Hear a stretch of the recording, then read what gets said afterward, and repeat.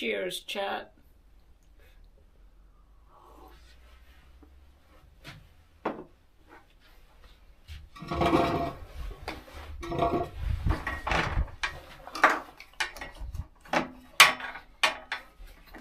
It's difficult to calm down a weird spoon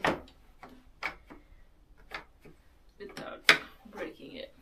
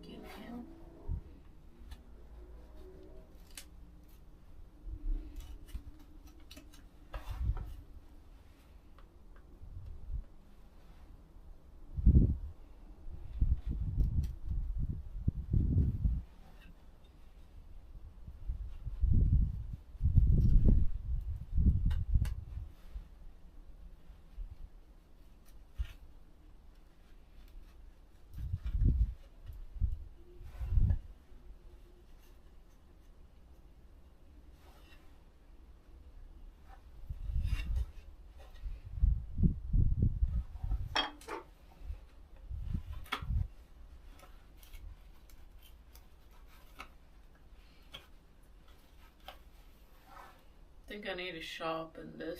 Not quite sure how you go about sharpening the hook knife. That's why that's the reason you have the internet.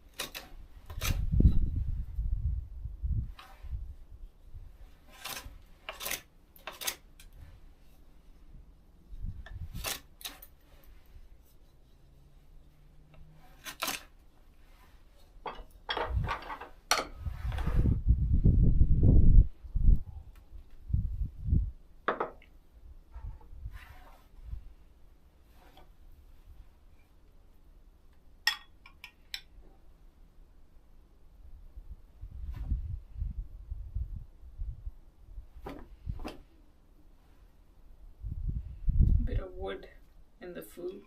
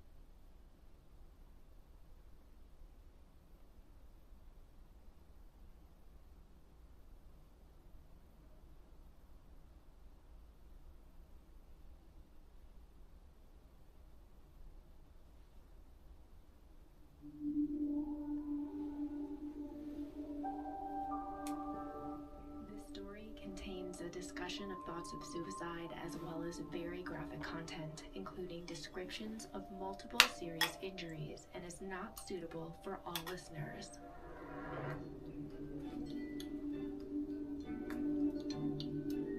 Some stories, more than others, leave us with an inescapable question. How could somebody survive that? While reading Mauled, that was the question that replayed in our minds over and over again. The book details an account by survivor Jeremy Evans and is co-authored by Crosby Cotton with journal entries by Jeremy's wife, Joyce. As the former editor of the Calgary Herald and an award-winning journalist whose writing has appeared on the pages of Sports Illustrated and Time, suffice it to say that Crosby knows a thing or two about an incredible story. He told me some of his story, and it was the most intriguing story I've heard in a long time. It's practically unbelievable. Jeremy Evans endured the unthinkable, and yet it wasn't until meeting Crosby that he saw his ordeal as noteworthy. That's just the kind of guy Jeremy is. You'll hear from Jeremy, Crosby, and Joyce. But to get an even more detailed account, find a copy of Crosby and Jeremy's book, Mauled.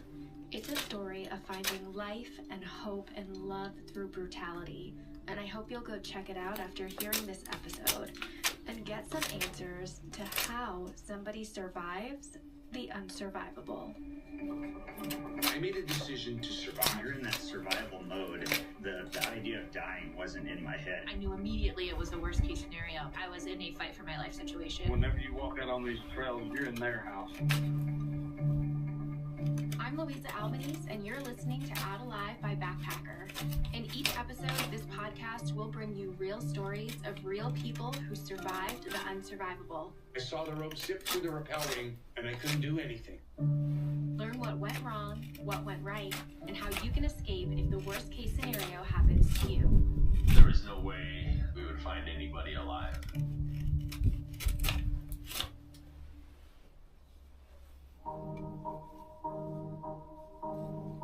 In late August of 2017, 32-year-old Jeremy Evans of Calgary, Alberta went out on a scouting trip to prepare for the opening day of ram hunting season.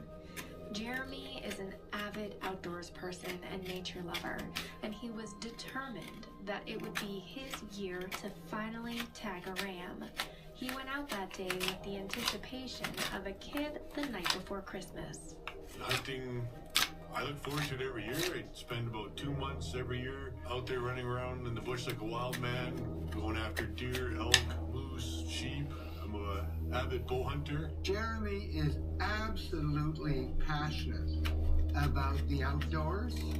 This is Crosby Cotton again, co-author of Mauled.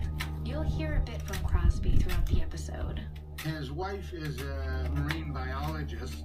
She was his first ever girlfriend. He was her first ever boyfriend.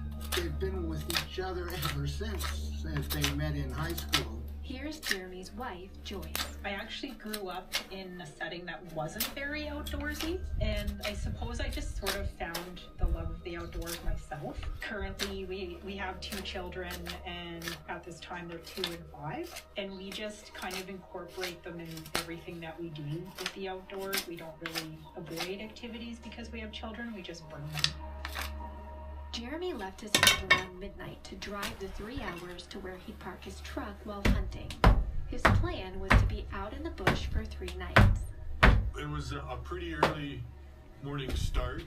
I got out to where I was planning on going sheep hunting about 3 a.m. I left the truck, loaded up my backpack, and hopped on my mountain bike and made my way down the trail into where I go sheep hunting. That's about 12 to 15 kilometers in back to where I normally set up base camp. So hopped on my bike and start off down the trail. I'd say about 5-6 kilometers in, there's an outfitter's tent.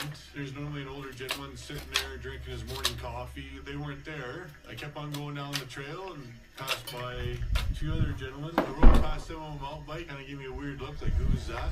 Some strange guy riding through the bush with a bicycle. I then proceeded to ride into a far back canyon, which everybody nicknames the Crying Canyon. It's very steep and a hard place to reach. I like going back in there because I never used to see anybody, and I'd see sheep, and it's kind of one of my favorite places to go. Jeremy has been going back into the Crying Canyon to hunt for about 17 years. His strategy was to travel so deep into the bush that the day hunters who only venture a few kilometers in would scare the sheep right into his sights. There's a couple of drainages that I climbed through, and I got to a spot where the trees kind of end on the mountainside, and I was sneaking through, taking a few steps, glassing the hillside. I got to a spot where I noticed a bunch of sheep. I sat up there, elbows on my handlebars, looking across to the other side of the mountain there, and I noticed the sheep. I was watching them. I was there for probably 10-15 minutes. And I brought my binoculars down just to kind of reposition. As I did that, I noticed a little brown thing ran in front of me, probably about 10 feet away. I knew exactly what it was at the moment. I was like, oh shit, it's a cub. I knew I was screwed. I had my backpack leaning against the frame of my bicycle, so I was reaching down in my backpack to grab my bear spray. Jeremy was deep in bear country, and even though he very much knew better, he had neglected to clip his bear spray somewhere accessible. He had only seconds to react, and with his bear spray deep in his pack and his gun unloaded, he knew he was in trouble. As I was reaching down in my backpack, I heard a little crack, and I looked over my right shoulder, and there was Mama on a full charge, less than 4 feet away. I remember seeing her left front paw sticking out. The whites of her eye kind of rolled back, her mouth was open. I proceeded to grab the frame of my bicycle and just set it in front of her and grab my pack. Her head got tangled into the frame of the backpack and her paws got into the spokes of the bike. She turned and looked at me, and I immediately picked up my pack and started bashing her over the head and pushing her back in the face. She ended up grabbing a hold of the pack a few times, managed to pin my hands against the side of the frame of the pack, and her teeth pierced through, and was fighting her off. The bike got shaken off, and she backed away about 30 feet, and I was backing up. I was trying to get my gun off my backpack. As I was doing that, she was walking away, and then she spun right around and came charging in. While grizzlies don't usually see humans as prey, a mama bear will launch a defensive attack if she feels her cubs are threatened. I panicked, threw my backpack at her, and I decided to run up the mountainside as fast as I could and try to get around a tree and jump into a tree. I jumped off the ground into a spruce tree, tried getting up as high as I could. I got about 6-7 feet up, and she was right there underneath the tree. But as I was pulling myself up, my right leg was dangling low. She reached up with her paws, grabbed my leg, and pulled it down. And I remember looking right at her as she's lunging up, and her teeth sinking in around behind my knee. I was like, this is gonna hurt. At that time, I didn't feel any pain. She just grabbed a hold, ripped me right out of the tree. I hit the ground pretty hard, and I was beside a spruce tree, so I crawled underneath the branches and wrapped myself around the spruce tree, hoping that the spruce boughs would be able to protect me. And she was digging at me, and she was struggling, couldn't get a hold of me. And she reached in with her mouth, grabbed me on the left side, picked me up, tossed me about 6 feet. I hit the ground pretty hard. I was just amazed by the power. At the time, I weighed 250 pounds. She picked me up and tossed me around like a rag doll. There's nothing I could do to stop her. Within a split second, she was on me. I was curled up in a ball, laying on my right side. And then her first bite, she grabbed me in the face. Her 2 front canines, one caught me just in the corner of the left eye by the nose, and then one on the other side of my eye. And she clamped down and just pulled the whole side of my face. I could just feel everything crunching bones, and she was just pulling on it. And at that moment, I was just thinking, this sucks. Like, playing dead sucks. It's hard to lay there when something's chewing on you. At that moment, I just said, screw this. I want to go fighting. Many experts will advise playing dead during a grizzly attack. Some bears will back off once they feel the threat is eliminated, but it doesn't always work. Jeremy decided that his best chance of surviving was to fight back. I rolled over onto my back, started punching her with my right arm in the face, poking her eyeballs, grabbing her ear. She was snapping at my hand. I was sticking my fingers in her nose. She wasn't having none of it. She came down to bite me in the face again. As she come down to bite me, I punched my left hand into her mouth, and I just remember feeling her tongue and my hand sliding all the way down her tongue. You can feel all the bumps and the like scars on it and it kind of felt like leather all the way down, and I shoved my fingers down the back of her throat and grabbed a hold of her tongue. She was making some horrible sounds, kind of threw up. At this point in time, I was laying on my back and her head was facing the left side. My hand was in her mouth. On the right side, her back legs were digging into my right side. Her claws are just digging in, and that really hurt. I was trying to push her off me, her hind end off. So I was pushing on her, just trying to push off, and my hand slipped and I hit the belly. I could tell it was the belly by the thinner hair and the skin. And I reached up and grabbed what I thought at the time was the balls. So I reached up, grabbed, twisted, and pulled. And at this time, my hand was still in her mouth, and I was holding on. She started squealing, almost like a pig squeal. You could definitely tell whatever I was doing was hurting her, and she just took off, running through the bush, just running up into the mountains. I got straight up right away, and I dusted myself off and walked over to my backpack, I pulled out my cell phone, and the first thing I did was turn it on to the selfie, and I took a picture of my face. And in the picture, there's large chunks of my left side of my face are ripped out. Looks like my whole face is just hanging there. And so I was looking at that picture and looking at my face and could hardly make out what was there, what wasn't. I was sitting there and pulled my pack up against me there, pulled my gun out, and I was sitting there thinking to myself, not that bad, I guess that's a little sheep. I knew my injuries were bad. I didn't realize they were that bad. At that point in time, after the second round, all the tendons were severed in my right leg. There was a chunk missing out of my left side, big chunk missing in my inner thigh. My face was still somewhat intact. The picture's actually in the book. I was really ticked off at that moment because I was mad that this bear had to do this to me when I spent a lot of time training and I was ready to go. So I guess I was a little more shocked and not really realizing how bad I was at that point in time. This is an additional warning that what follows is a description of Jeremy's injuries that some might find difficult to listen to. If you prefer to skip it, fast forward to about the 18:30 time marker. So as I'm sitting there loading up my gun, just contemplating what I should do, I had the gun butt on the ground and the barrel leaning against my left shoulder and had my left hand around it and was holding the clip in my right hand and I was pushing rounds into the clip. As I was doing that, all of a sudden I just felt everything go down, my hands drop straight down. It sounded like ice breaking. The bear was back. Jeremy hadn't seen her sneak up behind him, but now his head was in her mouth. She grabbed me by the back of the head and she was crushing the back of my skull. You just hear just like everything sound like a loud noise of the bones cracking. She then drug me backwards up the hillside. I just remember hearing her, like even you can just hear her take a deep breath and her claws digging in and her just pulling me back. I'm not quite sure how far she tugged me, but it was a little ways.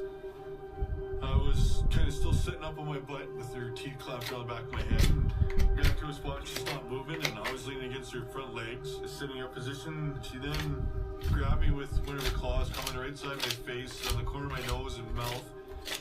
Ripped all the way up towards my eye and ripped off a large chunk of the skin on the right side of my face, removing my ear. And when she was doing that, she started chewing on the back of my head, just gnawing on it like a dog bone, just crunching away. And she's also chewing on the side of my face, and just I can feel her claws pulling everything off. And then just thinking that this is the end, nothing much I can do. Not really much was going through my head. I just figured that this was it. This is the way I was going to go out. It's just a weird feeling, almost like, I don't know, it was kind of like a calm feeling. Couldn't really feel anything. You could just hear things just crunching in your skull. It still haunts me today. She had quite the awful smell to her, kind of like horse manure and wet dog mixed together. When she was chewing on my face, all the slobber, you just feel it come down, face, her breath just reeked. She was very aggressive and extremely powerful. So as I'm laying there and she's chewing on things, she stopped and she repositioned her body and I felt, my back fell and hit the ground and it felt like everything reattached. All of a sudden I got feeling again and I could move my arms. When I was looking up, I couldn't see much. My eyes at this point got pulled out. My left eye was hanging out of the socket. Facing down, my right eye was pulled into my skull. Actually, at this point, I didn't think I had a right eye. Everything I was seeing was extremely blurry.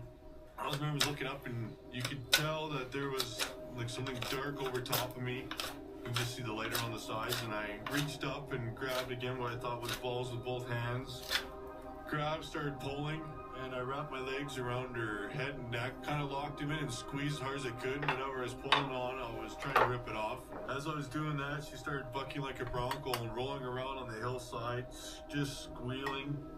I remember just tell she was in distress and she was defecating all over the mountainside and throwing up. And I could feel my back kind of start, I could feel it touching the grass and the brush. She was moving quite fast, so I let go and you can just hear her squealing and barking as she ran down the mountainside. Jeremy's tactics had worked. He had successfully fought off a grizzly bear, but he couldn't be sure if she was gone for good. He knew his injuries were extensive, and without proper vision, he began to crawl around looking for his gun. I immediately crawled downhill, and I found the trail right away. And I crawled down the trail and I ended up finding where my backpack was. I was panicking because I didn't know if she was going to come back again, and I found my gun right away. And I grabbed some shells, and my hands were so messed up, and I couldn't see to be able to put them down into the chamber without the clip. So I was trying, and I couldn't get it. And I was looking around on the ground looking for my clip, and the first thing I picked up was my mustache and goatee. Picked that up, and then I found another chunk was my ear and some skin, and then found some other pieces of my head. Then I managed to find the clip. I immediately shoved it in the gun and fired off 3 shots right away at the first thing I saw that was dark. And as I'm sitting there, I got all these pieces of my face and didn't know what to do, I pulled out my phone and started trying to text my wife, let her know that I screwed up and that I love her. And Jeremy knew his texts wouldn't send, but hoped Joyce would see them someday. He was 14 kilometers from his truck, in an area he knew other people rarely visited. He figured he had no chance of making it out alive. And I was sitting there debating on what I should do. Inside of my leg, there was a huge chunk missing. I couldn't stand up. On my left side, on the corner of my abdomen, was all ripped open. And I was sitting there, and I thought to myself that this is the end. I was just gonna end it. There's no way I'm gonna make it out alive. So I loaded up my gun and was gonna, I guess, finish myself off. And it ended up didn't going off. The gun never went off. It was actually something pretty hard for me to admit, to talk about. It was a very difficult time. And I was sitting there thinking for a second, I guess this is a sign I better try to get out of here. Jeremy still doesn't know why his gun didn't fire when he tried to end his own suffering. Just moments later, when he moved the barrel to the side, it went off with a deafening bang. Jeremy still felt his condition was hopeless, but he hoped he could lessen his wife's suffering by getting as close to the trailhead as he could so that his body would be found more quickly. I knew I wasn't going to make it out. I was in pretty rough shape.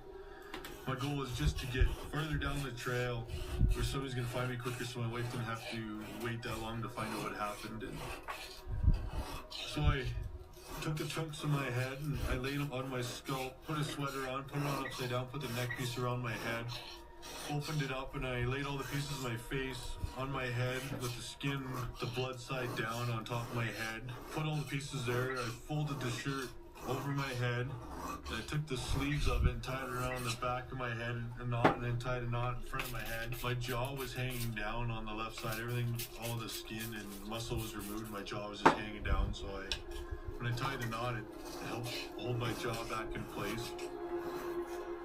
We'll be right back.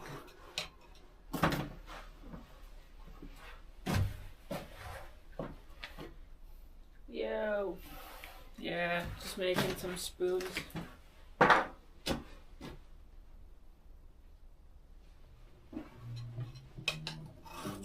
If you're heading out in the snow this season, you probably know winter adventures greatly benefit from a little extra planning. Maybe you want to find snow-free trails for your weekend hike, or you're looking at a neat backcountry skiing zone, or perhaps you just want to have the trail map in your pocket as a resort. The good news is you can do all of this in one place with Gaia GPS Premium. It's a navigation app that What kind of includes more than podcast is that? 300 maps for every kind of adventure. Plus, It's called, maps Out Alive. so you'll always find your way, even without cell service. Right now, Gaia GPS Premium is 30% off for the holidays. Get it for yourself or gift it to your adventure buddies. It's the perfect last-minute gift without worrying about going shopping or shipping.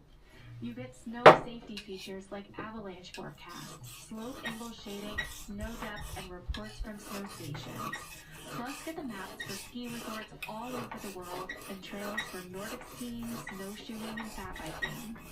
This 30% off deal is for Gaia GPS Premium with Outside Plus, so you get all the goods from the Outside network. That includes unlimited digital content from brands like Outside, VeloNews, Ski, and Backpacker. This is your last chance to score holiday savings, so don't miss it. Prices go up after December 24th. Find out more and get this deal at outsideonline.com/podplus. Now, let's get back to the show.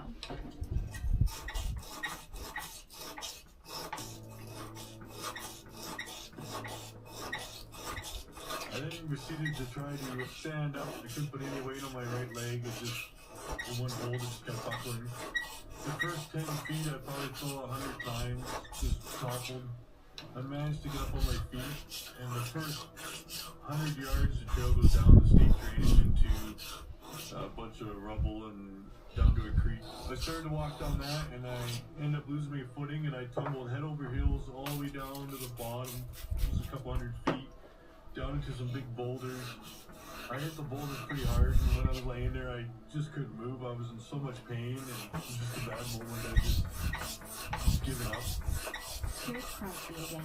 He lay there in the water, and he decided that it was time to die, that he couldn't go on.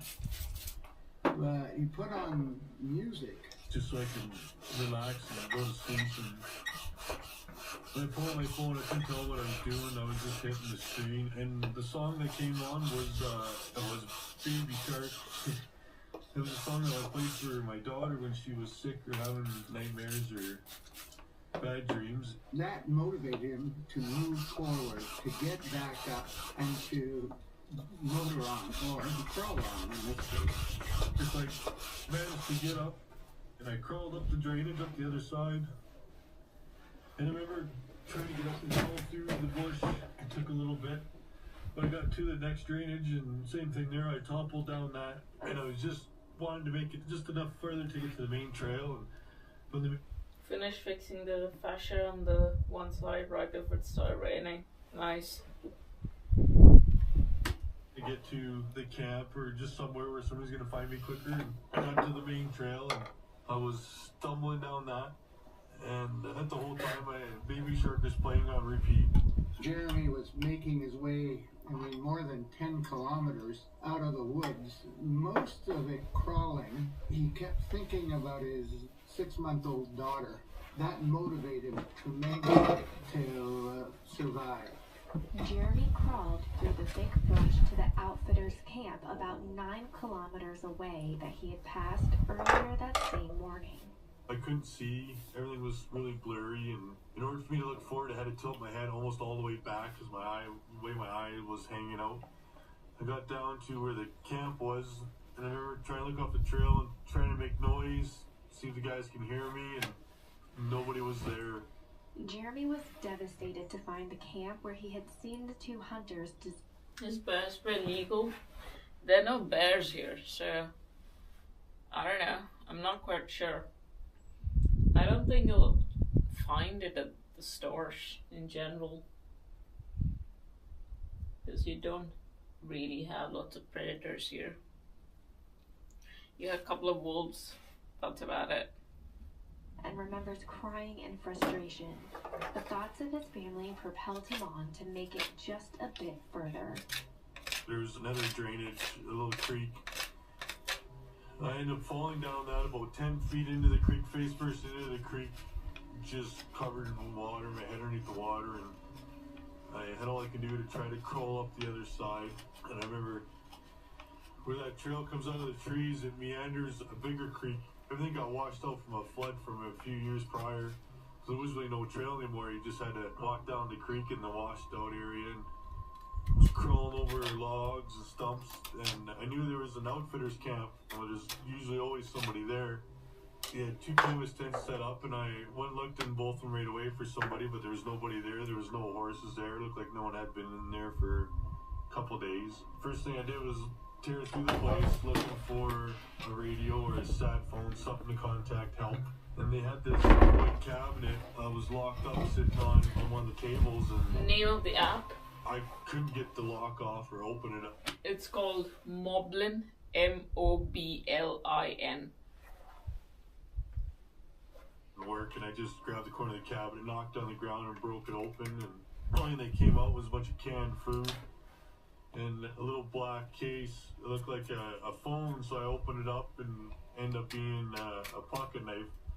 So I'm sitting there, a little disappointed, couldn't find no phone. Went through the other tent and nothing. In that big white cabinet, when it hit the ground, there was a triangle-shaped can, and I just remember I knew the shape of it. It was like one of those ham cans with the Spam in it. and it has a little twisty teeth thing that you stick in to roll it back. Well, my fingers didn't work, so I grabbed another can and I bashed it open and grabbed a chunk of the ham and remember putting it through the side of my face because my jaw was hanging down. I was sticking it in the side of my mouth, and when I was in there, I was so tired, exhausted. Rolled out a sleeping bag and put it next to the fire. They had a stove in there, put it next to the stove, and I was gonna just lay there and fall asleep. I was so exhausted. Rolled it out, I sat down at the table to write a note. While I was sitting there trying to write a note, there's blood dripping everywhere, and it was driving me bonkers. On the table there was some Bounty sheets and toilet paper, so I grabbed that and started wrapping around my face and my hands, and just to stop the blood from dripping on the table. I found a roll of athletics tape or vet wrap for horses, which they used to tape up their ankles when they're hiking. So I found some of that and just started taping things together. I grabbed my jaw and folded the skin back up, and as I was moving around, it was like it was dislocating, clicked back into place. It felt so much better, and I can actually talk. So I wrapped all the toilet. The guy, no, he got mauled by a bear. The bear attacked him twice. Wrap up my face to hold it together. After taping up some of his injuries with the vet tape and paper towels, Jeremy wrote a note to the owner of the camp that read, quote, "Sorry, was attacked by a bear. It's really bad. Was looking for a radio or sat phone. Sorry about the mess. I don't think I will make it. My wife is Joyce. Tell her I love her. I feel very weak. Lost too much blood." End quote. While I was doing this, I found a bunch of juice boxes. So I was popping them out, squirting them in my mouth, and that gave me quite a lot of energy. Threw my gun in the tent, and there was one Tetra Pak left of the juice boxes. There was 5. And I figured I'd have one for every mile I go till my truck. So I carried the juice boxes, and I just sucked on one, and I knew roughly how far away, and I was dropping them on the trail. At this time, my right leg was completely seized straight. I couldn't bend it at all. Couldn't move it. I was just kind of like dragging it. So the trail kind of meanders down quite a bit through the bush and crosses the creek a bunch more times. Jeremy continued on from the outfitters' camp on a steep hill until he finally saw something he recognized. 2 boulders that had become a familiar landmark to him over the years, and that meant he was a mile from his truck. As I'm looking down, I could see him, and I was so happy to see him. And I had one juice box left. I knew from those rocks it was the top of the hill, and it was about a mile from my truck, so I was so happy. I sucked back the juice box, and I kissed my hands and touched each rock, and I knew at that point in time I was going to make it. When I got to my truck, the first thing I did was push the mirror out of the way. I didn't want to see what I looked like. I opened up the door, sat in the driver's seat, ripped off the rear view mirror, and I remember starting up the truck. And I was looking forward and through the windshield, and I couldn't see the end of the hood. I rolled down the window, and I looked outside the truck. I couldn't see the ground. All I could see when I looked out the window of the truck was just dark green on the side with light in the middle, and I figured, heck, that must be the road, so I'll stick to the light. This road is about 16, 18 kilometers of really windy, twisty gravel road where one side of the road just drops off down some steep embankments, and the other side is just the side of the mountain. A sign on the Panther River Road is posted that says, "Travel at your own risk. Vehicle traffic not recommended." So I ended up driving all the way down, and I thought the whole time Someone I coughs was a healing spell, yeah. down to the road, and there's a bunch of little lodges along the way. I pulled into the first one. It was the Panther River Resort. Jeremy navigated the switchbacks and winding dirt roads. He made it the 16 kilometers to the lodge at Panther River, a small family-owned lodge and outfitter. It had been about 8 hours since the mauling. As I was walking up to the door, I noticed a small shadow of a child run away from the window. I opened up the door to the lodge. I could hear a little boy going, "Grandma, someone's trying to play a prank on us." And they were standing right there, and I said, "No, I got mauled by a bear. I need some help." And I handed them my wallet, my phone, and said, "Please call my wife." Jeremy's wife, Joyce, works as a marine biologist. But on the day Jeremy was hunting, she was on maternity leave and volunteering for a local nonprofit. was driving. Airing out the bikes. Nah, I moved them outside.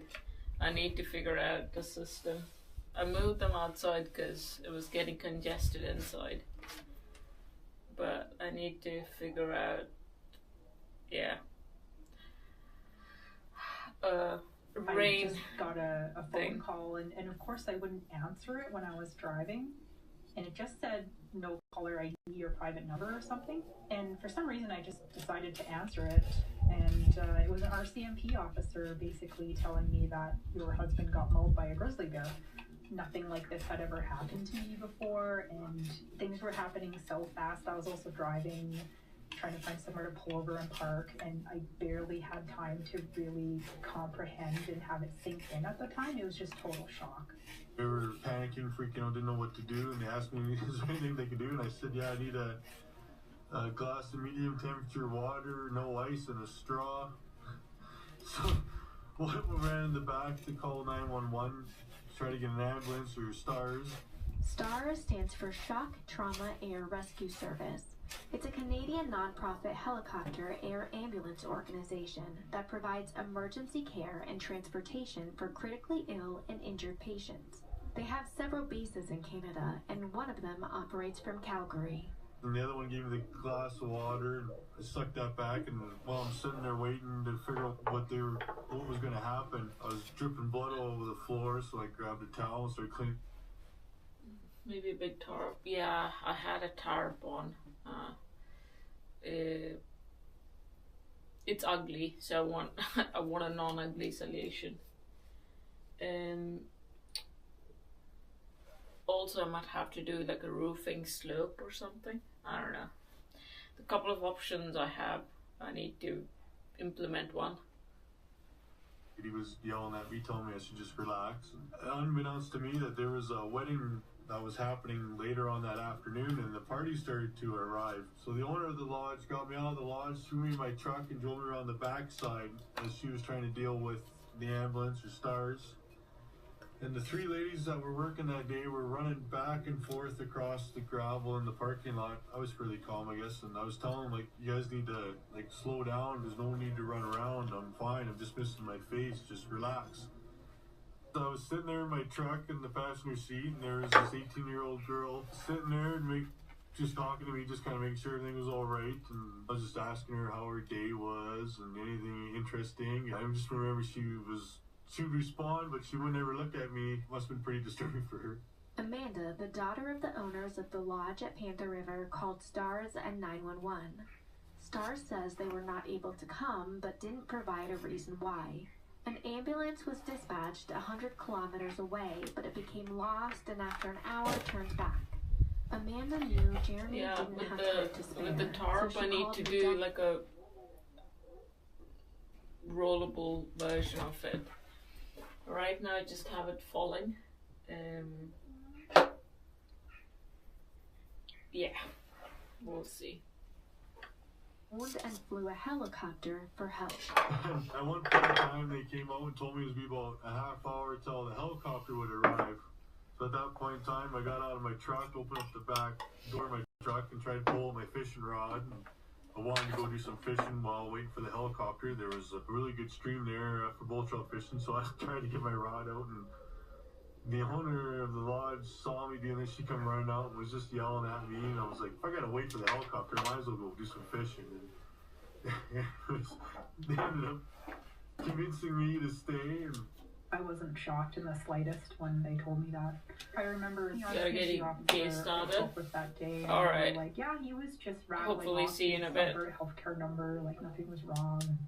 It's like, yeah, that sounds about right.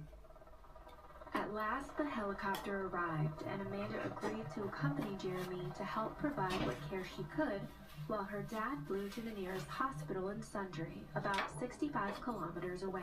The owners of Panther River Lodge, it's a rural outdoor lifestyle where the most important thing in life is being good neighbors and helping each other survive no matter what the challenge. And Jeremy was so lucky to have so many people, once he made it out of the woods, there to help him. When we were flying, I was trying to look out the window. I know I couldn't see, but I was trying to see what it looked like as we were flying over. And every time I lean over the side, I'd get a poke in my side. And I would turn and look at Amanda, and as I turned and looked, she would throw up the tarp at me. And I was like, what the heck are you doing? Every time I look over, she'd throw the tarp up, and I'd look out the window, and she'd poke me again. And she thought I was passing out, so she was trying to keep me awake. And every time I turned my head to look at her, I was squirting out blood. I was coughing, squirting out blood. She was holding up the tarp to stop me from getting blood everywhere. And of course, I couldn't hear. I didn't have the earmuffs on. I was missing my ear, and I couldn't tell what was going on. We got to Sundre. I remember seeing a bunch of shapes outside the helicopter, and there was a bunch of people standing there. They opened up the door to the back seat of the helicopter. They looked and said hi, and the nurses and doctors that were standing there they just went full panic mode. They were trying to pull me out of the helicopter, and at this point in time, my right leg was up over one of the seats, and it was straight and seasoned because I couldn't bend it. So I was trying to get my leg in there, trying to pull me out, and Amanda was sitting there yelling, "I'm leaving the beam and get out on her own." And as she was coming around the helicopter to pull me out, one of the doctors tried cutting in behind the tail rotor. This style of helicopter had an open tail rotor, so she ended up diving underneath the helicopter and tackling the doctor before he walked into the tail rotor. I mean, they didn't know what to do. They were checking my wounds, and they were trying to take off my tourniquet on my head, and I was fighting them. The staff at Sundre Hospital, which is now called Myron Thompson Hospital, were overwhelmed by Jeremy's injuries. They tried again to call STARS, who told them again that they were not available. So Jeremy was put in an ambulance to travel by road the 90 minutes to Calgary. When I was laying down in the gurney, the back of my head was all smashed open. I couldn't lay my head down. It was excruciating pain, so they had a doctor hold my head. So when they moved into the ambulance, that doctor stayed holding my head the whole time together. I was rolling the ambulance, and one of the paramedics was in the back seat there with me, and they didn't know where to intubate me from because my mouth was missing. My nose was just hanging there by a thread of skin, and I was breathing up in between my eyes and my forehead. That's where they see breath come out. I couldn't see what was going on. As soon as they laid me down, everything went black, just the way my eyes were, and I couldn't see. When Jeremy arrived at the Foothills Hospital in Calgary, the emergency room was under construction, so he had to be taken in through the front doors where his family was already waiting. They saw me coming in with missing everything and into the back right away. They asked me if I needed anything, and I said I wanted to say goodbye to my wife and my mom. I've never been put to sleep before for a surgery. I've never been in that situation. I was very afraid that I wasn't going to wake up from it. I was worried about I was going to die in the operating table there. I had to say my goodbyes. He got someone to throw a towel over his face, because he didn't want me to see his face, or what was kind of left of it at the time. And yeah, it was kind of bizarre to see. I could kind of see a little bit, and I kind of described it in my book. I just saw kind of his green eye floating there, and it was strange in that I could almost see bone. Like, it was a little hard to comprehend, but I could tell he was there because he was talking. So my wife came back, and I told her I was sorry and that I'm going to miss her, and then I tried, and it was a short, pretty brief, and then they wheeled me back in, put me through a bunch of x-rays and CAT scans, and I was pretty scared. They repositioned my head and had it in like blocks to hold it, and they fixed my eyes so I could see a little bit. One of the doctors had green eyes. I just remember when she's leaning over and she had green eyes, and I told her to hold my hand, don't let me go, because I was pretty scared. She stayed with me, pretty much filled the scans, explained everything that was going on, and when they brought me to the surgery room, I just remember their voice telling me everything's gonna be alright. Just before they put me under, they give me some really nasty stuff to drink, so I was trying to choke that down, and they put a mask over to knock me out. And I just remember this Australian guy who says, "I'm down here at your feet, I got you, buddy," and he's rubbing my feet. They put me out. I wasn't fully out. I still remember pretty much everything they did and could see. They shoved the breathing tube down my throat, and I hated that part. And then first thing, the guy came in and stitched up my hands, and another guy came in and stitched up my right leg. He was wrapped in paper towels and veterinarian tape, and one of the surgeons said it was amazing that he had done battle triage to himself in the middle of the woods. Jeremy isn't sure how he knew to wrap the dismembered parts of his face against the open flesh on his head, but those actions helped keep the tissue alive, allowing surgeons to reattach some of it. That first surgery lasted 13 hours and was the first of many. Jeremy was brought to the ICU where he was put in a medically induced sleep until later the next day. I couldn't see anything, could hardly hear, everything was all swollen up. I remember my wife being there, one of my good friends was there. I was going in and out of nightmares. Every time I'd fall asleep, I'd wake up or be in a nightmare, and if the bear chewing on me, I was always scared. They put me in a private room because I was having such a terrible time with nightmares and flashbacks. Yeah, the PTSD and nightmares was difficult, especially at first at the hospital, because I could not do anything for him to help.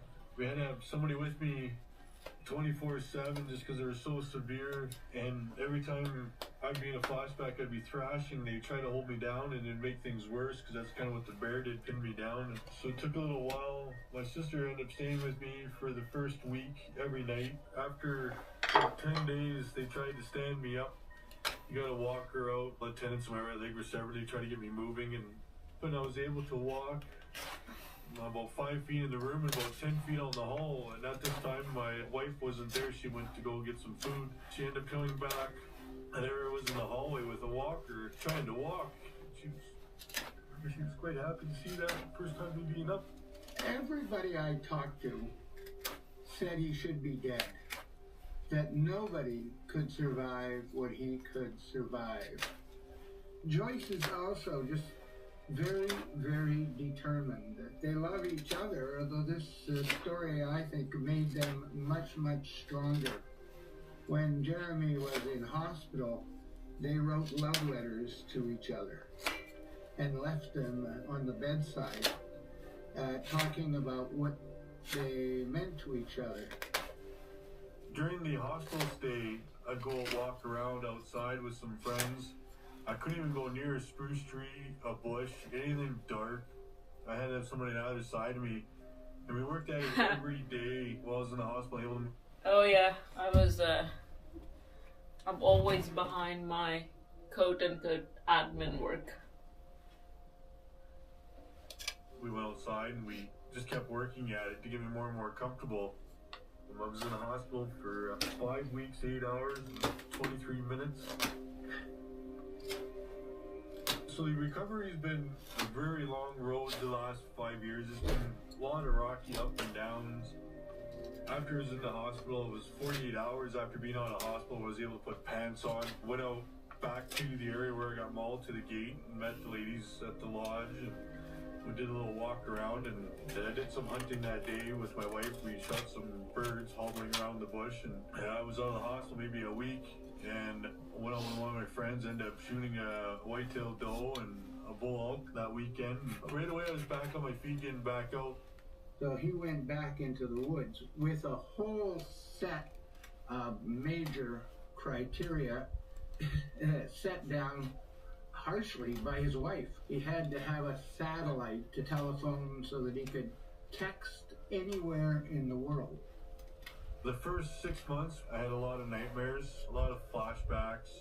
I started getting them during the day at work. I worked at a beef slaughterhouse at the time, and I went back to work right away. I was 7 weeks after being mauled, I went back to work, and I remember one of the days walking around, and my sense of smell came back, and I smelled blood, and that put me into a flashback where he's back on the scene. So it was a very hard struggle. From day one in the hospital, I asked for help right away with that psychiatric help to help get over the nightmares or try to figure out how to recover from it. After about a year, I was diagnosed with PTSD. The nightmares continued constantly.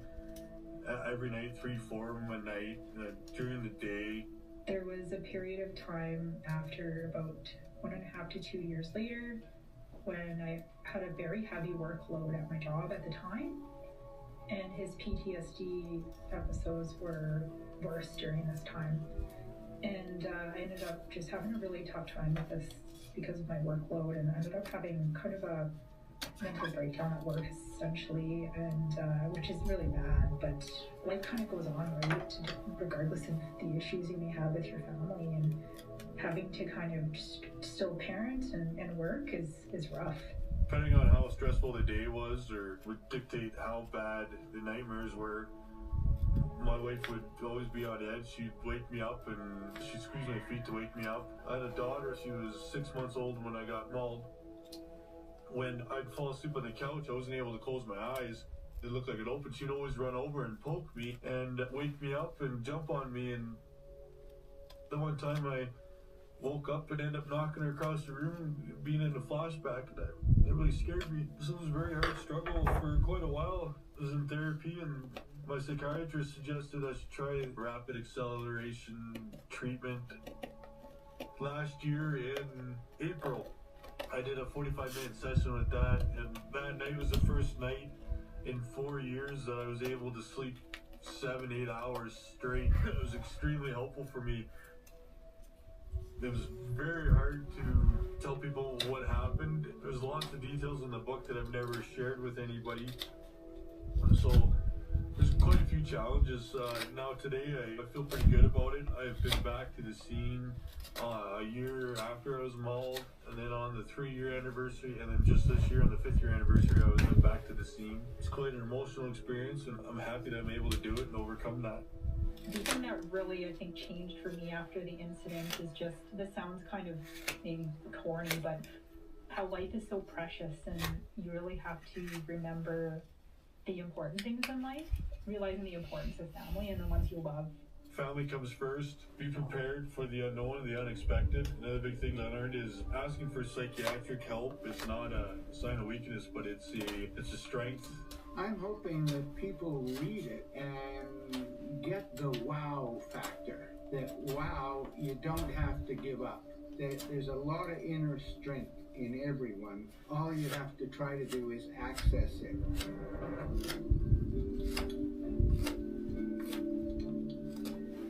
This episode of Out Alive was produced and written by me, Louisa Albanese, with writing and editing by Zoe Gates. Scoring and sound design was by Jason Patton. Thank you to Jeremy Evans, Joyce Evans, and Crosby Cotton for sharing your story with us. Their book is called Mauled, and you can find a link on our episode page at backpacker.com/outalive. It really is quite a read.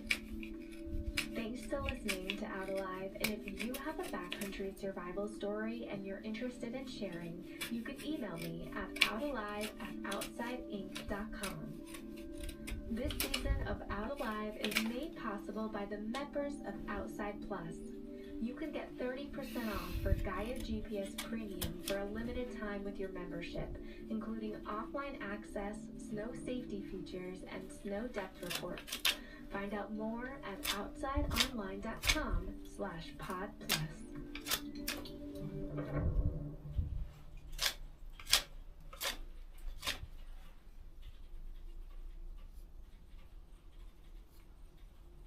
Hey, Out Alive listeners. We'll be back with more amazing survival content in just a few weeks, but today we're doing something a little different. For more than a year, the team at Outside, working with an amazing crew of freelance producers, has been developing a podcast. It's called Out Alive.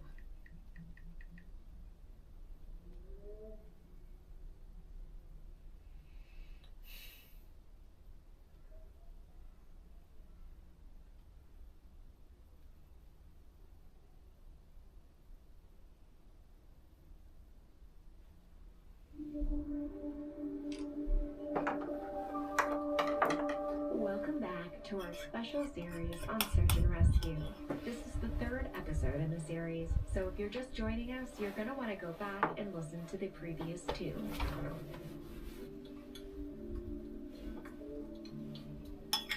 Home to North America's highest peak at over 6 million acres of wild Alaskan tundra, Denali National Park and Preserve is the stuff of dreams for climbers, skiers, and hikers. But for all its allures, Denali is equally infamous for accidents. Crevasse-riddled glaciers, high-altitude conditions, and extreme weather systems make Denali both a captivating and inhospitable place to recreate. When you compare fatality rates with visitation numbers, Denali is the most dangerous national park in the country. The 20,000-foot peak alone has claimed the lives of well over 100 mountaineers in the last century. And that number might be far higher if not for the volunteers and professionals who dedicate their lives to keeping climbers. I made a decision to survive. You're in that survival mode. The idea of dying wasn't in my head. I knew immediately it was the worst case scenario. I was in a fight for my life situation. Whenever you walk out on these trails, you're in their house. I'm Louisa Albanese, and you're listening to Out Alive by Backpacker. In each episode of this podcast, we'll bring you real stories of real people who survived the unsurvivable. I saw the rope zip through the rappel ring, and I couldn't do anything. Learn what went wrong, what went right, and how you can escape if the worst case scenario happens to you. There was no way we would find anybody alive.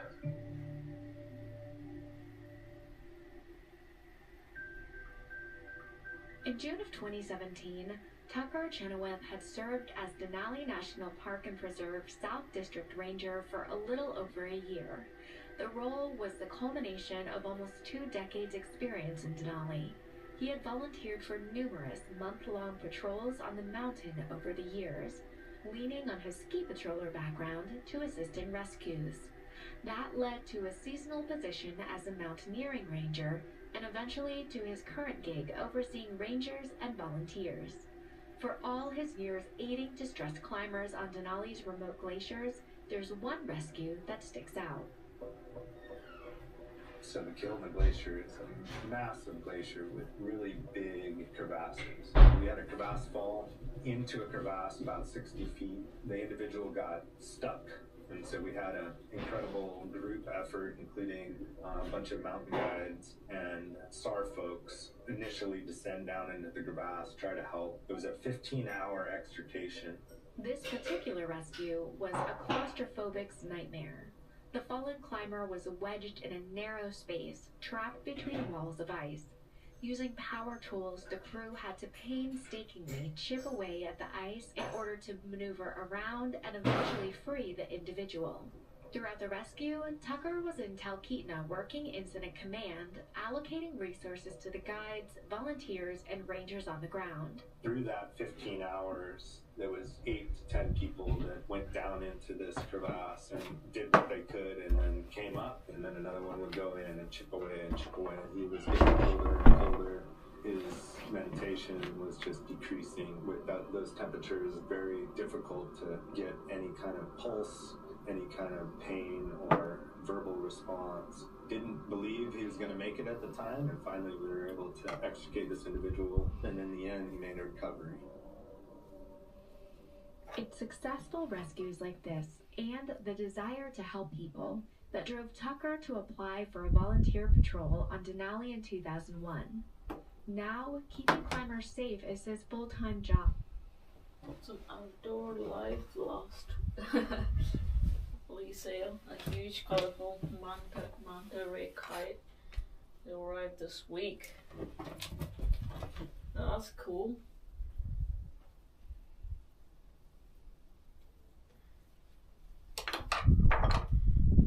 Let's see what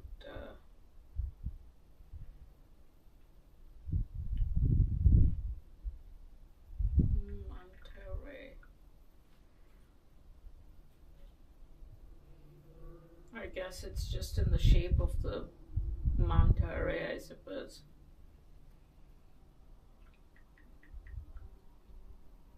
Yeah.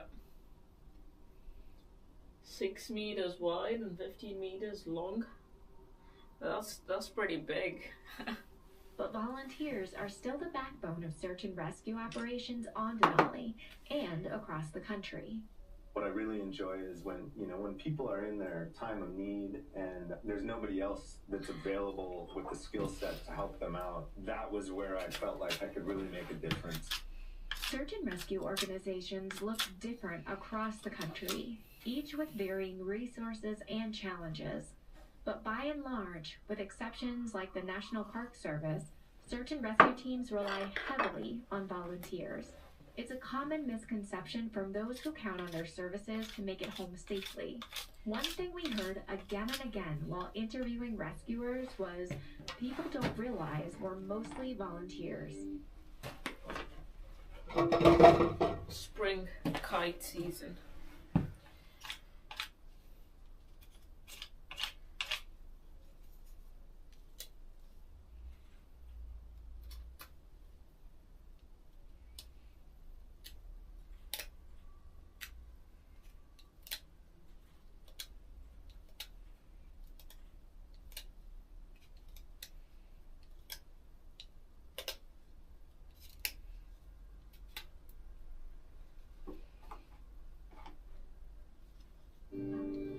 Today, we're profiling 3 search and rescue agencies from across the country, in New Hampshire, Colorado, and Alaska.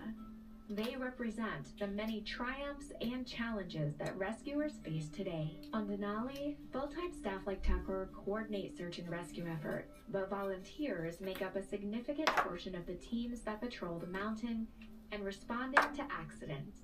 So these patrols go 25 to 30 days in length in the wilderness, so you really are out in the field, learning the language of the mountains, and really bond with your team. North America's highest peak is a highly technical, high-stakes environment to be a volunteer, and not just anyone can sign up to help. The program up here was always heavily based in volunteer. When the program kind of started, late 80s, early 90s, there was 1 or 2 climbing rangers here that worked for the Park Service, and the only way to get anything done on the mountain was to invite your climbing and skiing buddies as volunteers. Since then, the program's grown quite a bit. There's 10 of us as climbing rangers. Some are seasonal, some are permanent. And each of us then has a high mountain patrol or a Denali patrol. And the only way we can cover the mountain for the climbing season is to have volunteers on each of those that bring skill sets to the patrol. So they're highly skilled professionals in other fields. They're paramedics, they're doctors, they're guides, they're mountain professionals in other ways. Without the volunteer program, our resources and our abilities to help on the mountain would be greatly reduced. Outside national parks, ranger-coordinated rescue organizations are few and far between. And while some might be under the leadership of a full-time staff, most search and rescue members have day jobs. Colorado is home to many such organizations. I'm Anna DeBattiste. I'm the Public Information Officer for Summit County Rescue Bureau and for the Colorado Search and Rescue Association. The acronym there is CSAR. CSAR doesn't perform rescue missions itself, but supports dozens of rescue organizations across Colorado through advocacy and education. In addition to assisting in coordination efforts statewide, Anna also works boots on the ground as a volunteer for her local SAR team in Summit County. She knows better than anyone that the need for volunteers varies greatly between SAR teams in different locations. Whereas Denali Rangers seek out volunteers with a high level of technical skills for the extreme conditions of the Alaska Range, other teams like Anna's have different priorities. Most teams are looking for people who have the time, the desire, and good teamwork skills, because the other stuff we can train. We can put someone through a wilderness first responder course, and we can teach them how to do technical rescue or avalanche rescue or swiftwater rescue. We can't necessarily teach them to be a good teammate. Being part of a SAR team involves a significant commitment outside of actual rescues. Volunteers dedicate dozens of hours to training, often invest financially in their own gear and gas money, and vow to head out at a moment's notice, leaving their families at the breakfast table or getting out of bed in the middle of the night to answer the call. We very much operate as a team and not an individual collection of heroes. We know that no one can do it alone. We know that it's not possible for one person on the team to be successful and others to fail. We sink or swim together. For Michael Wagert, that camaraderie keeps him coming back as a volunteer for New Hampshire Mountain Rescue Service in the White Mountains. When you know that somebody that you've climbed with, that you spend a lot of time with, really close friends on the team, or in several instances, people's loved ones as well, you kind of want to be there for them too. My friends are going out there, and I feel bad if I wasn't out there with them.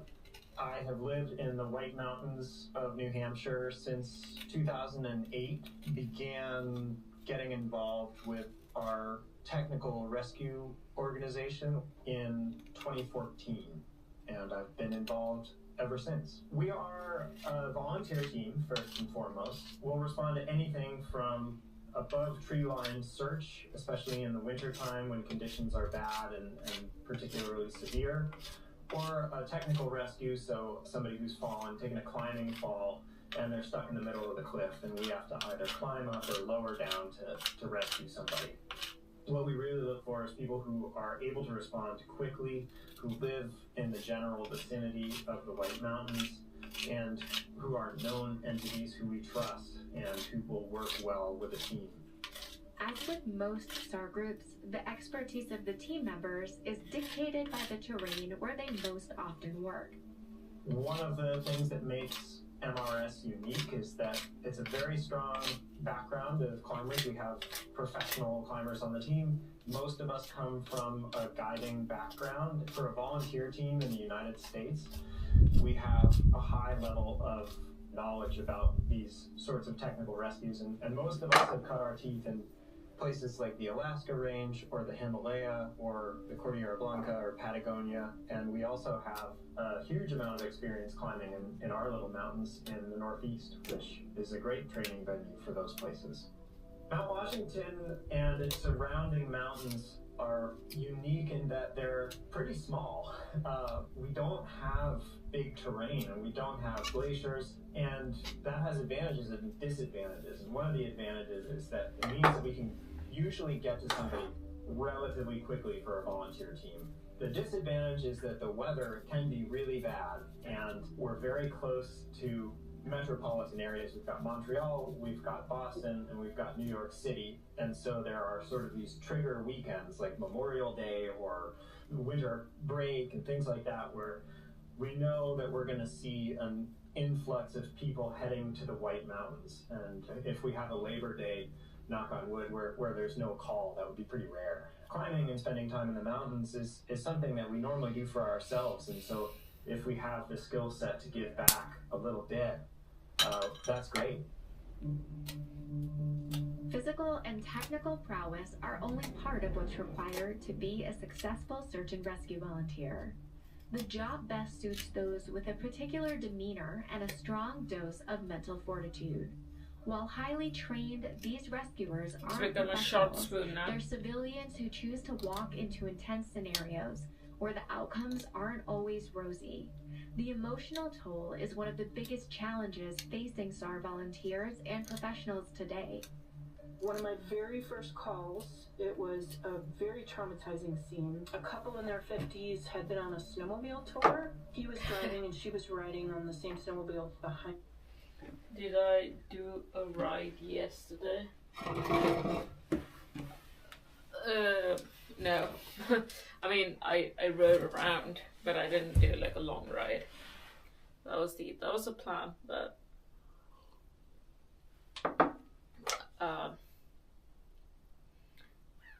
yeah, I got a bit lazy. I had the route planned and everything, but I just was not in the mood to take the train.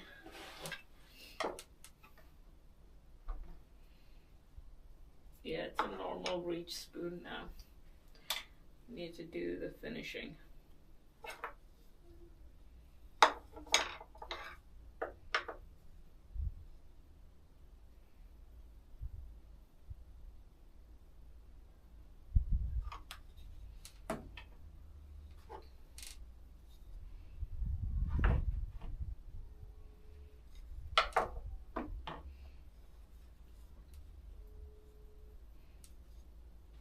Yeah, I've been also meaning to make a coffee specific thing. I won't do it today, but maybe another build stream.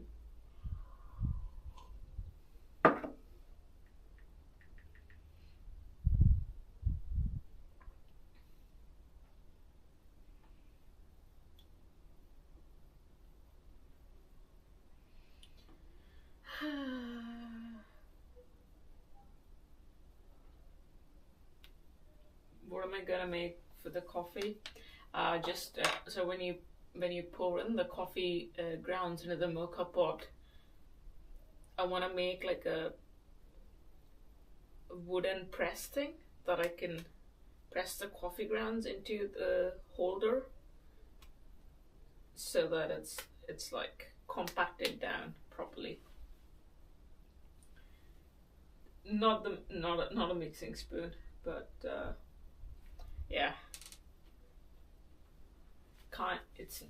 Imagine a plunger but with a flat disc at the bottom.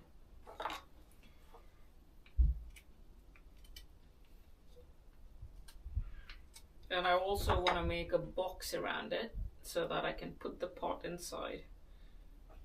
And I wouldn't have coffee grounds everywhere, and it'll just be contained in that thing.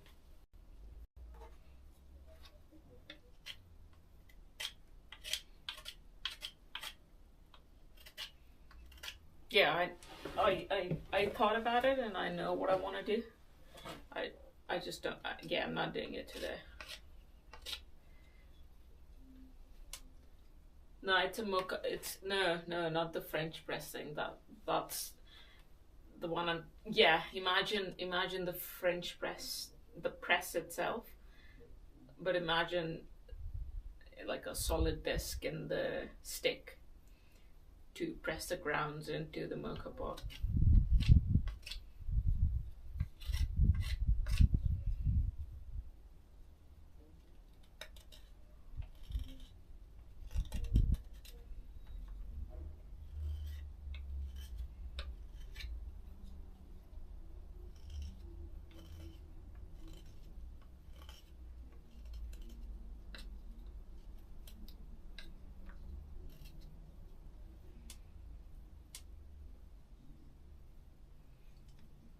In the den of the Starbucks goddess.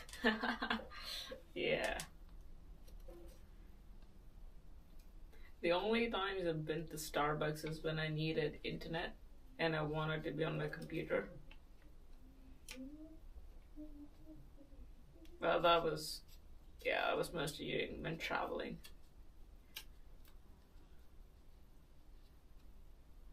Yes, the tamper. Tamper is the word for it.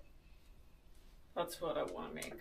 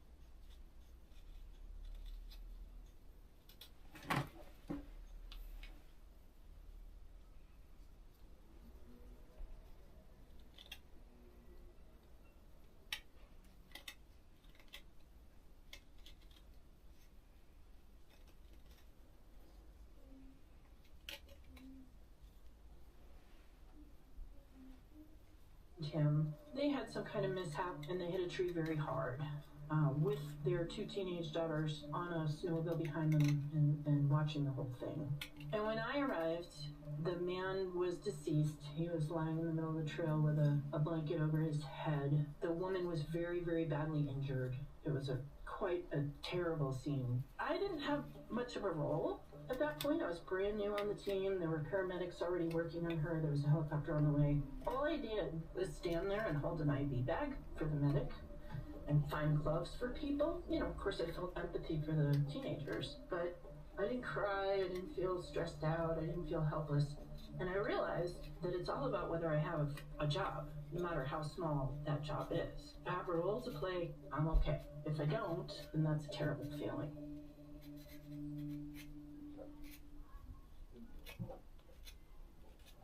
Many SAR volunteers and professionals will witness trauma during their time on the job. That itself is a heavy burden to bear. On top of it, SAR personnel must weigh the personal risk calculation of entering into the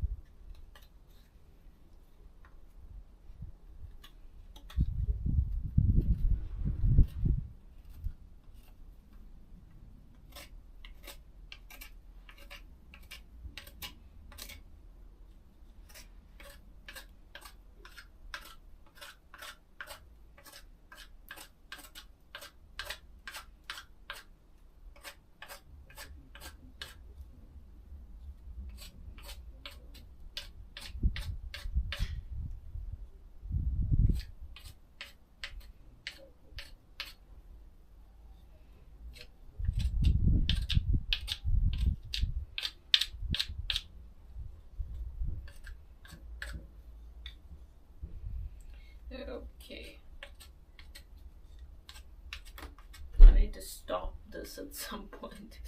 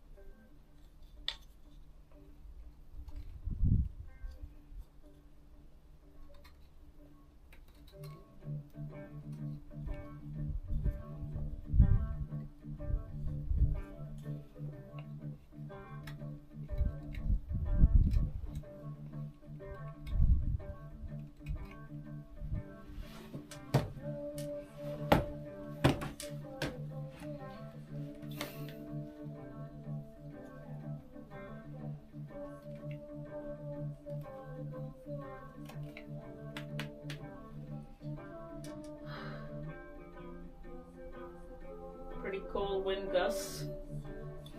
It's pretty calm here today, really.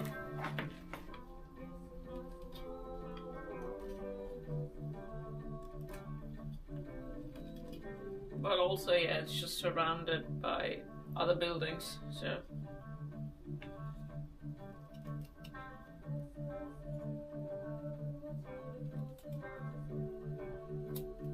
Oh, no.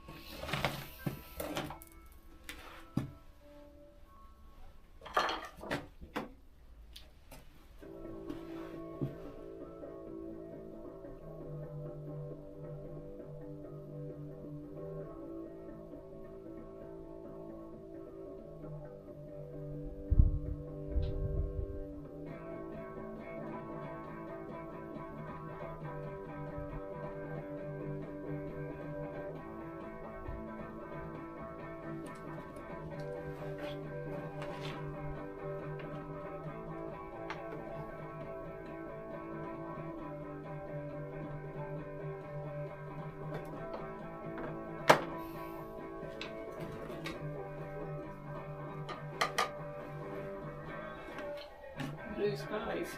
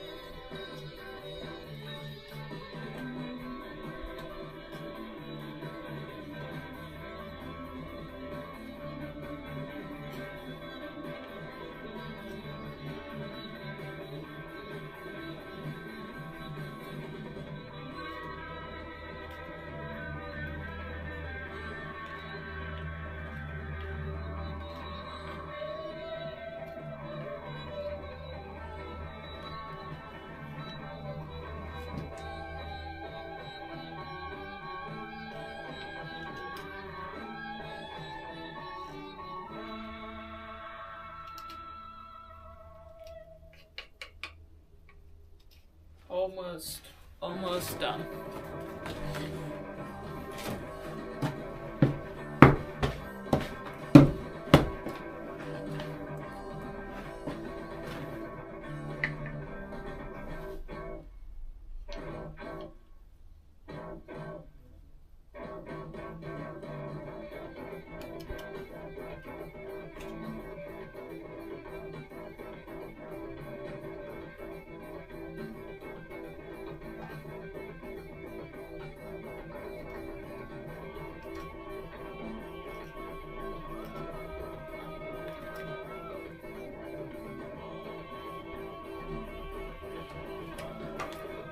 Long scoop, yeah, I like it as well because you can get more material out.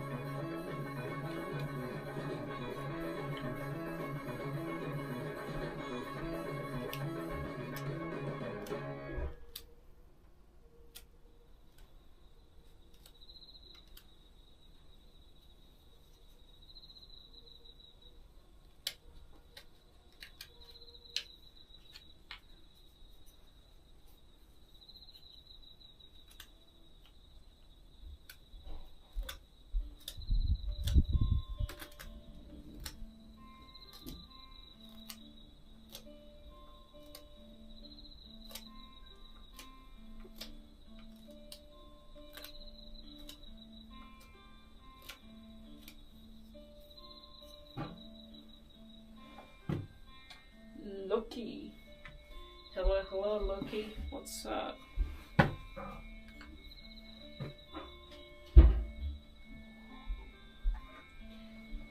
Morning, Loki. Morning.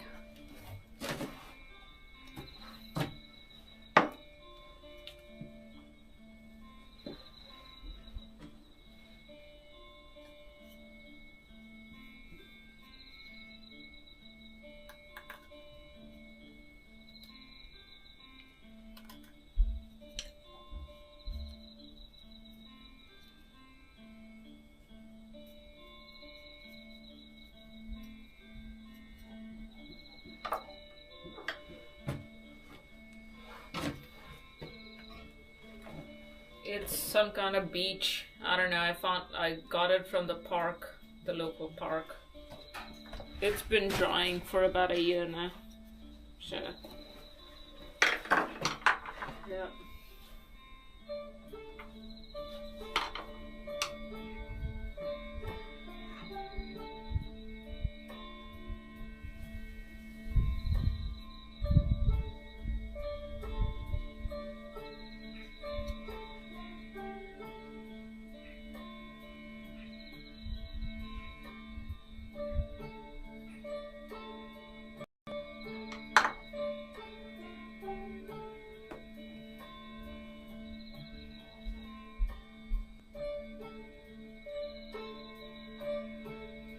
Yeah, it's the same beach.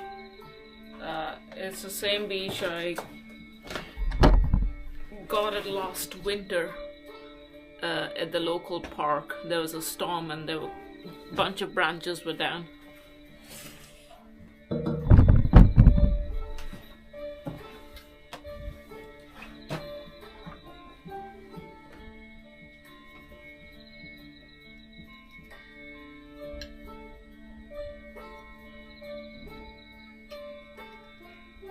So beach. That's what it is.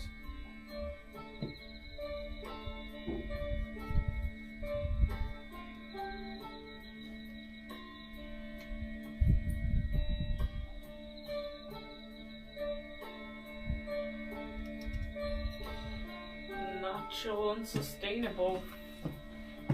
That's the only way to go.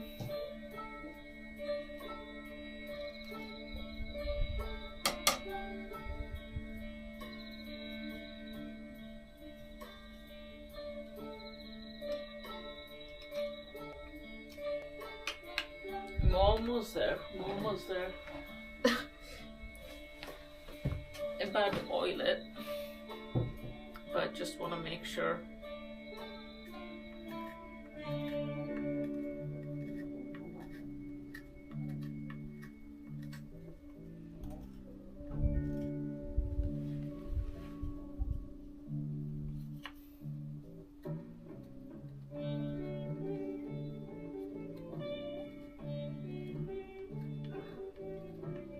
That I don't have these burrs.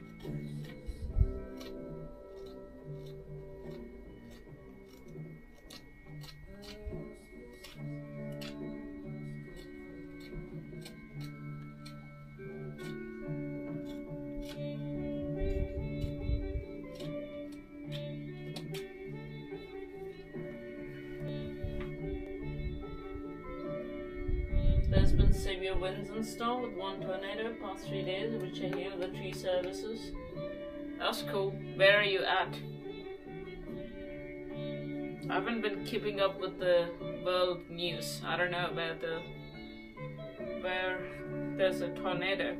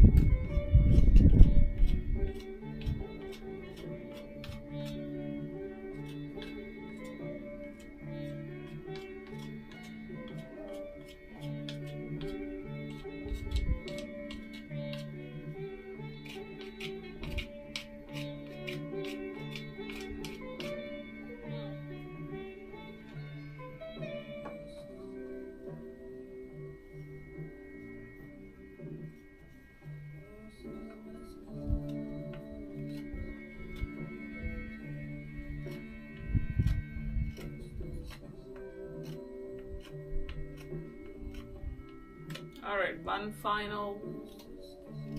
final pass through.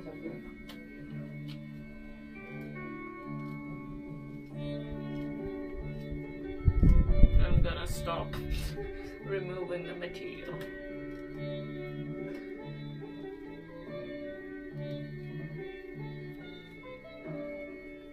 Central years from the US to Swedish immigrants. The older men taught me their wood methods. No power tools. Yeah, I mean, I don't have a lot of power tools, but I do. Yeah, but I do use a couple of them. Yeah, that's cool.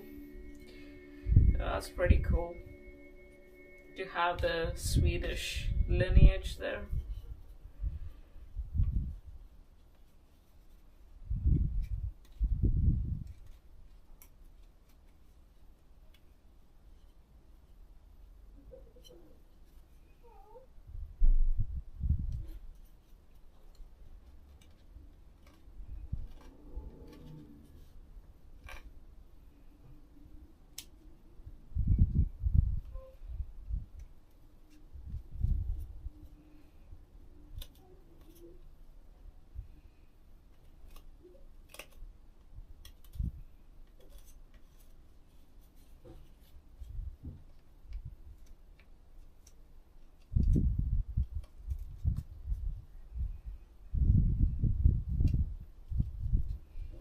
But I didn't realize that Kik is also serving ads. It's, I don't know, I haven't checked.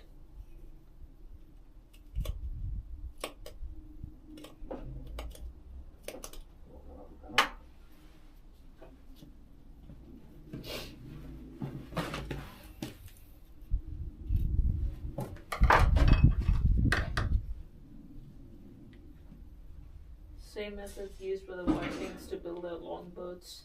Split and shape, preserves the strength of the grain. Wow. Yeah, there's like so much out there.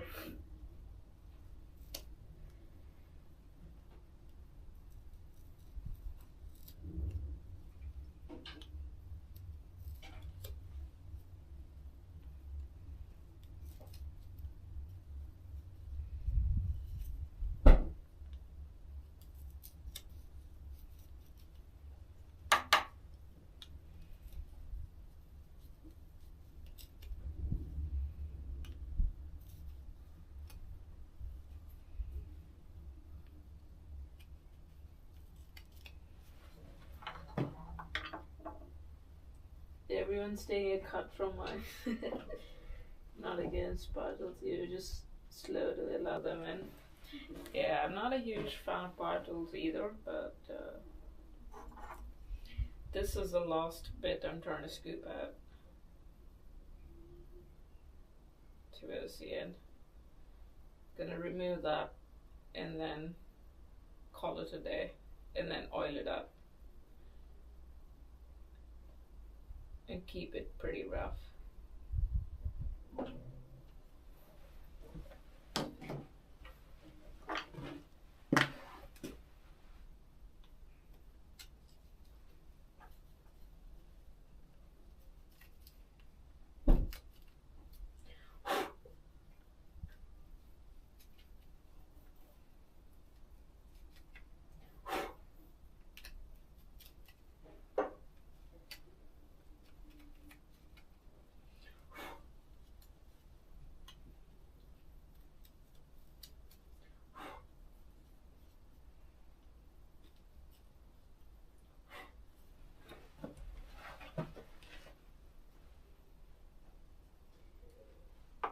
Not again. Come see your take on spoons later today. Alright, okay.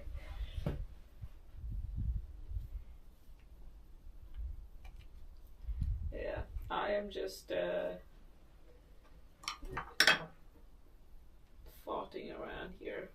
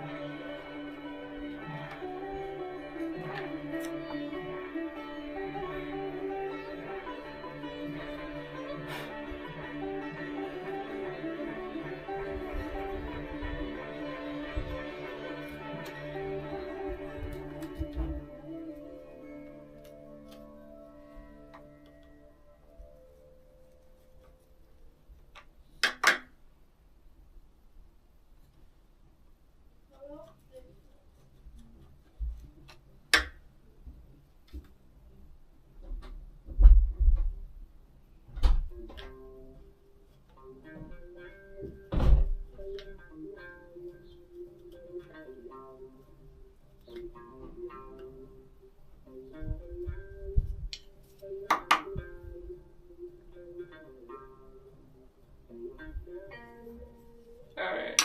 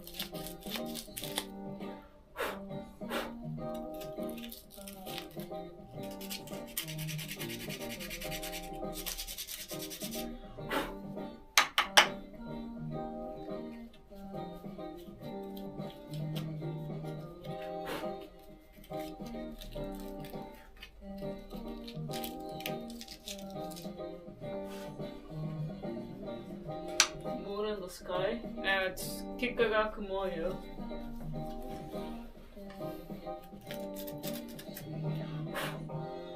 Oh, you mean like yes, that's the moon in the sky. Yeah.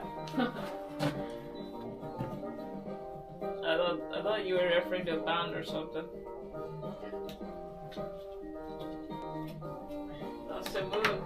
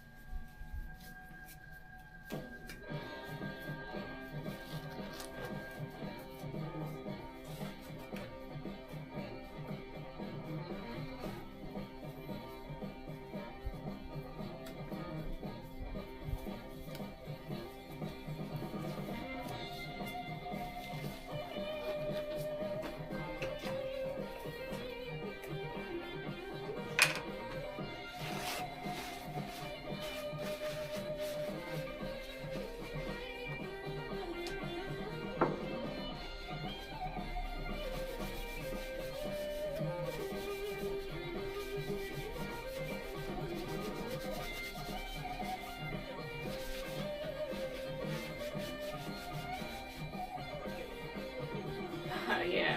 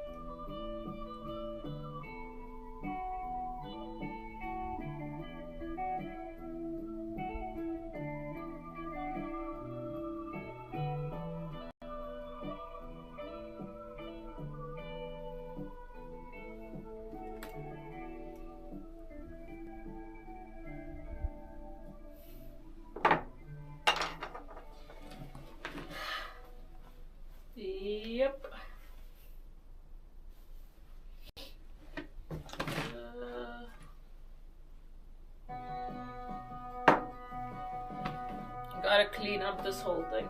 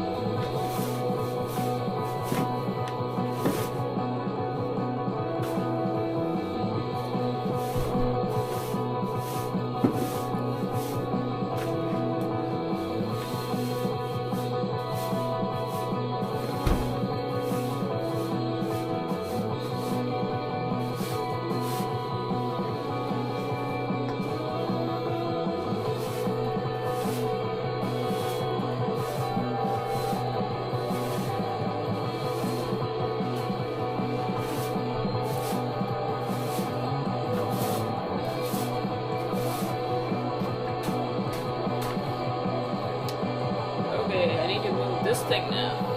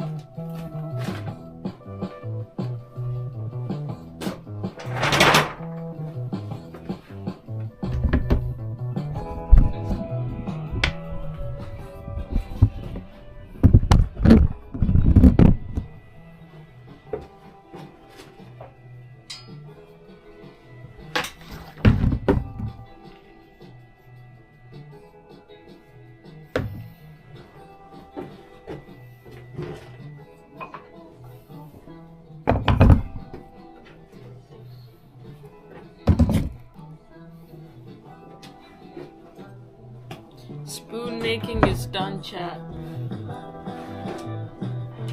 Now we are cleaning up.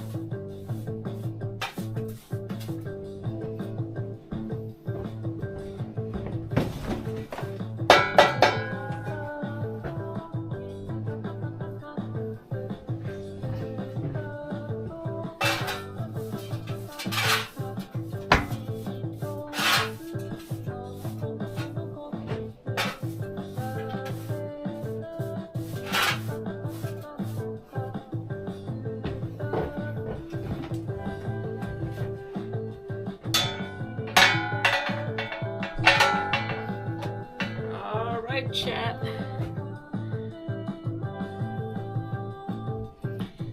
When you want to work, I'm always working on them. Sometimes I don't stream them because it's easier to think when I'm not streaming.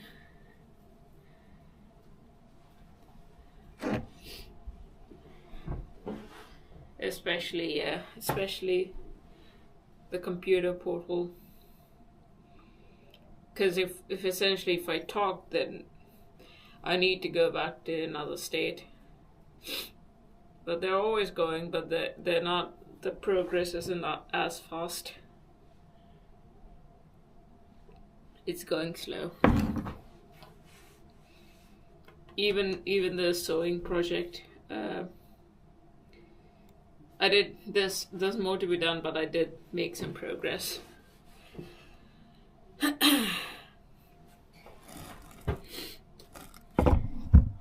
Yeah. I mean, I don't mind switching contexts as long as I've done like a fraction of the thing to completion. So, and also it depends on what I'm doing, right? Like if I'm setting up the infrastructure, then it's a bit more challenging as opposed to just doing some UI stuff. UI stuff, you just like, yeah, that's not a big deal. You can just, unless you're fixing a bug. Alright, let me put these and come back.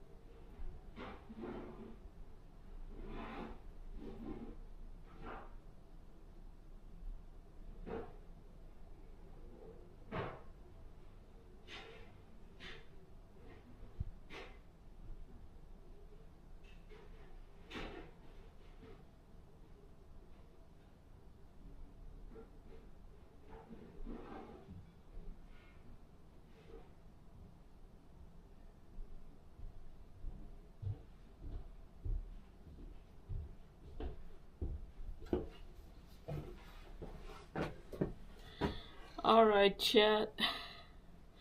That's it. The spoon is done.